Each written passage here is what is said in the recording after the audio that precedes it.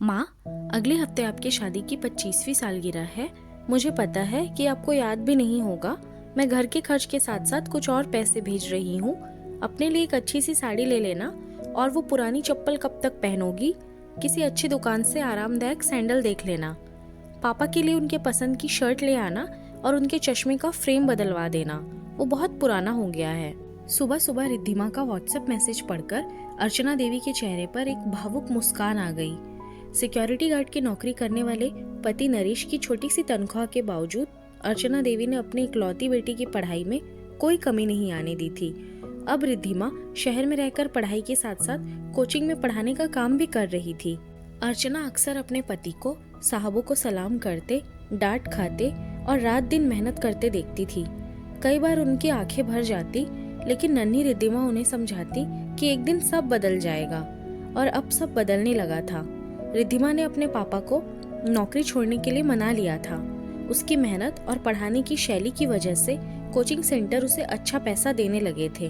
अब घर के छोटे मोटे खर्चों के लिए अर्चना को 100 बार सोचने की जरूरत नहीं पड़ती थी।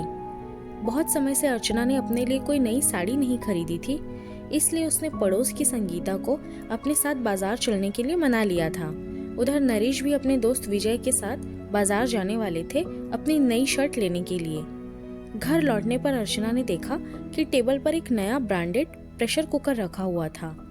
अरे, ये कुकर कहाँ से आया? उसने आश्चर्य से पूछा। नरेश मुस्कुराते हुए बोले, अर्चना, तुम रोज उस पुराने कुकर से जूझती रहती हो। आधे घंटे का काम करने में 2 घंटे लग जाते हैं, इसलिए मैंने अपनी शर्ट के पैसे से तुम्हारे लिए ये नया कुकर ले लिया। अच्छा बताओ, तुमने कैसी साड़ी ली, जरा दिखाओ। अर्चना कुछ कहती, इससे पहले ही संगीता मुस्कुराते हुए बाहर खड़ी चमचमाती नई साइकिल दिखाने लगी। भाभी ने आपके लिए ये नई साइकिल ली है। रोज आपको भारी बैग लेकर पैदल जाते हुए देखती थी, इसलिए इस बार साड़ी और सैंडल के पैसे से आपके लिए साइकिल ले ली। मतलब तुमने साड़ी और चप्पल के बदले साइकिल खरीद ली? तो फिर आपने भी तो शर्ट और चश्मे के बदले मेरे लिए कुकर लिया है। दोनों हंस पड़े, लेकिन तभी रिद्धिमा का वीडियो कॉल आ गया। दोनों एक पल के लिए घबरा गए कि अब उसे क्या जवाब देंगे। अर्चना ने कॉल रिसीव किया तो सामने रिद्धिमा की हंसती हुई तस्वीर दिखी। मम्मी पापा, आपने अपने अपने सामान ले लिए ना? दोनों चुप थे, लेकिन कमरे में कुकर और साइकिल साफ नजर आ रहे थे। रिद्धिमा तुरंत समझ गई कि क्या हुआ होगा। आप दोनों के प्रेम में कितना त्याग और स्नेह है मम्मी पापा। मैं कितनी भाग्यशाली हूँ कि मुझे आपके संस्कार मिले। इसी परवरिश ने मुझे दुनिया में आत्मनिर्भर बनना सिखाया है। Love you mama, love you papa. भीगी पल के लिए रिद्धिमा मुस्कुरा रही थी।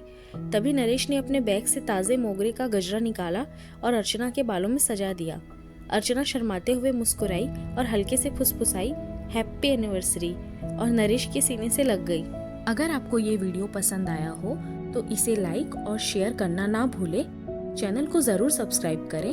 आपका प्यार और सपोर्ट ही मुझे और अच्छे वीडियोस बनाने के लिए मोटिवेट करता है। तो मिलती हूँ आपसे एक नए वीडियो में। धन्यवाद।